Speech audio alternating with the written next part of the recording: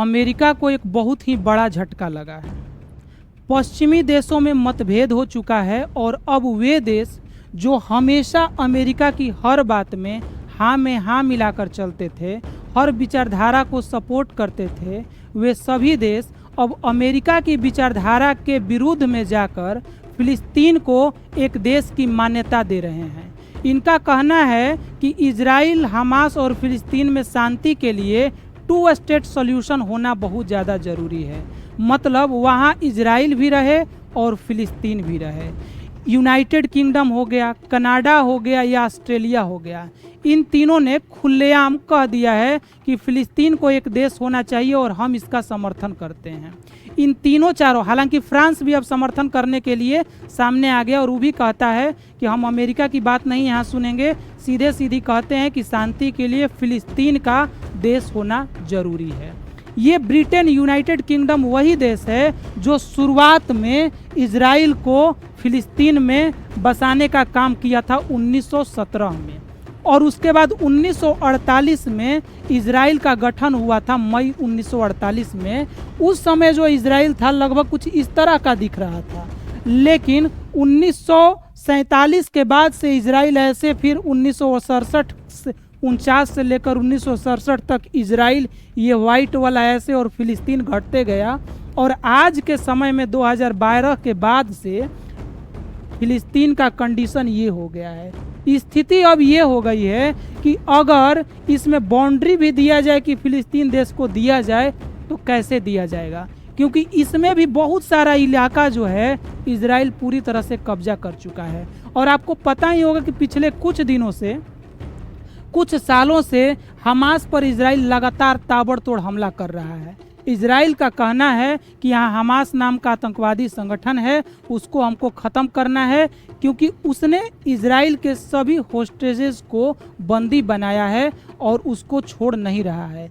यहाँ पर स्थिति बहुत ज़्यादा भयंकर हो गई है, लोग भूखे मर रहे हैं। लेकिन इन देशों का कहना ये है कि ठीक है, आपको हमास से दिक्कत है, आप हमास पर वार कीजिए जितना करना है, लेकिन फिलिस्तीन को एक देश की मान्यता देना जरूरी है, तभी ये शांति आगे बढ़ेगी, नहीं तो नहीं बढ़ पाएगी।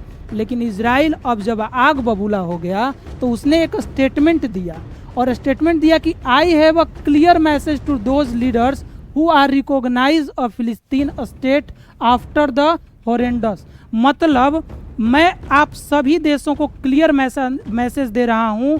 कब? जब आप कह रहे हैं कि नहीं, फिलिस्तीन को एक देश होना चाहिए। इजराइल के पीएम ने ये तक कह दिया कि अब मैं इजराइल का नामो निशान तक मिटा दूंगा। मुझे तो पता ही नहीं है कि इजराइल, फिलिस्तीन नाम का, यहाँ इजराइल मैंने नहीं ना बोला, मुझे तो पता ही नहीं है कि फिलिस्तीन नाम का कोई देश भी था या नहीं था। मतलब इजराइल वही बोलता है जो ट्रम्प चाहते हैं, जो अमेरिका चाहते हैं। लेकिन ये पहली बार है जब अमेरिका के समर्थन में रहने वाले सभी पश्चिमी देशों में से मैक्सिमम देश, यूरोपियन देशों में से मैक्सिमम देश, और यूएनएससी के वीटो पावर वाले 5 देशों में से 4 देश फिलिस्तीन को एक देश मानने के पक्ष में है। और ये ऐसे समय पर हो रहा है जब यूएन की एक जनरल असेंबली की बैठक होने वाली है, जहां पर सभी देशों के राष्ट्रीय अध्यक्ष या कोई बड़े बड़े नेता वहां पर पहुंचेंगे। वहां पर जो है ये भी लोग पहुंचेंगे और ये बात उठाई जाएगी। अब सबसे बड़ा सवाल है कि क्या फिलिस्तीन को अब एक देश मान लिया जाएगा इन लोगों के कहने से? तो ये इतना आसान नहीं है। भले ये लोग मानने के लिए दबाव दे रहे हैं, लेकिन अमेरिका के पास यूएनएससी में वीटो पावर है, और किसी देश को अपने आप को मनाने के लिए कि मैं एक देश हूँ, ये एक देश है फिलिस्तीन, यूएनएससी से, मतलब यूनाइटेड नेशन की जो सिक्योरिटी काउंसिल है, वहाँ से अप्रूवल लेना पड़ता है। और यूनाइटेड नेशन की जो सिक्योरिटी काउंसिल है उसमें वीटो पावर वाले 5 देश हैं। तो 5 देशों में से 4 देशों का तो समर्थन है। 4 देश तो 4 हैं, चाहे रसिया हो, फ्रांस हो, चाइना हो, चाहे यूनाइटेड किंगडम। लेकिन अमेरिका कभी नहीं चाहेगा और न ही अभी चाह रहा है। तो जाहिर सी बात है कि अब वहाँ पर इजराइल भी जाने वाला है इस मीटिंग में, और उसके बाद से अगर ये अमेरिका से लौटता है तो ट्रंप का क्या उसको आदेश है, उसके बाद से जाहिर सी बात है इसके हमले और आक्रामक होंगे और बहुत खतरनाक होंगे। लेकिन एक बात सत्य है और समझ में आ रही है कि अब जो पश्चिमी देशों में यूनिटी थी अब वो भी नहीं रह गई है, उनमें मतभेद हो चुका है। और यही कारण है कि ये जो वीटो पावर वाले भी देश हैं, नेटो मेंबर वाले भी देश हैं, ये ट्रंप के विरुद्ध जाकर अपनी बात को रख रहे हैं। इसका सबसे बड़ा कारण ये माना जा रहा है कि जो यूनाइटेड किंगडम के पीएम थे केर स्टारमर, इनके विरोध में 4-5 दिन पहले अभी से मतलब बहुत आंदोलन हो रहे थे जिसमें अमेरिका का डायरेक्ट सपोर्ट था। इनको पीएम की गद्दी से उतारने का पूरा प्रयास किया गया और उस बात से भी ये नाराज़ थे क्योंकि वहाँ पर ट्रंप के करीबी भी जाकर आंदोलन में शामिल हुए थे, एलन मस्क भी शामिल हुए थे और वे चाहते थे कि ये वहाँ के पद से हट जाए। तो जाहिर सी बात है कि जो अमेरिका हमेशा कहता है कि हम G7 कंट्री को आदेश देते हैं कि भारत पर सैंक्शंस लगाएं, और वे G7 कंट्री सिर्फ अमेरिका के मतलब कहे अनुसार चलने वाले नहीं हैं। अब इनकी विचारधारा है और ये अपने हिसाब से डिसाइड कर पा रहे हैं कि मुझे क्या करना है और क्या नहीं करना है। नहीं तो आप सोचिए ये वही देश हैं, फ्रांस, और फ्रांस की बात करें चाहे ब्रिटेन की बात करें, जो कभी इजराइल को जगह दिए थे 1917 में कि तुम यहाँ पर बस जाओ। ये वही देश हैं जो हमेशा यहूदियों को सपोर्ट किए हैं, लेकिन अब आज के समय इनको लग रहा है कि नहीं, अब समय आ गया है कि इजराइल भी एक देश हो और फिलिस्तीन भी एक देश हो। यूएन जो यूनाइटेड नेशन में मेंबर देशों की संख्या है, उनकी संख्या कुल 193 है, लगभग 193 है, और 193 में से लगभग 150 देश यानी 75% के आसपास देश यही चाहते हैं कि इस संघर्ष को ख़त्म किया जाए और इजराइल को भी एक देश माना जाए और फिलिस्तीन को भी एक देश माना जाए। फिर इनसे ये भी पूछा गया कि क्या आप चाहते हैं कि गाज़ा भी फिलिस्तीन में मिल जाए, तो इन्होंने कहा, इन तीनों लोगों ने कहा कि नहीं, हम ये चाहते हैं कि फिलिस्तीन एक देश बने और वहाँ पर सब कुछ सही तरीके से हो, वहाँ चुनाव हो, वहाँ चुनाव करके वहाँ का राष्ट्रपति प्रधानमंत्री चुना जाए, लेकिन भविष्य के जो फिलिस्तीन है उस सरकार में किसी तरह के हमास का और गाजा का रोल न रहे। लेकिन इजराइल जो है ये बिल्कुल नहीं चाहता है। इजराइल चाहता है कि फिलिस्तीन न रहे, गाजा न रहे, और पूरा का जो पूरा इलाका है, सिर्फ और सिर्फ ये जो ग्रीन इलाका है ये ख़त्म हो जाए और सिर्फ एक देश दिखे जिसका नाम हो इजराइल। यही बात है कि अभी से 2-4 दिन पहले, 5 दिन 7 दिन पहले कतर ने कहा था कि इजराइल चाहता ही नहीं है कि हमास उसके जो एयर होस्टेजों को पकड़ा गया है उसको छोड़े।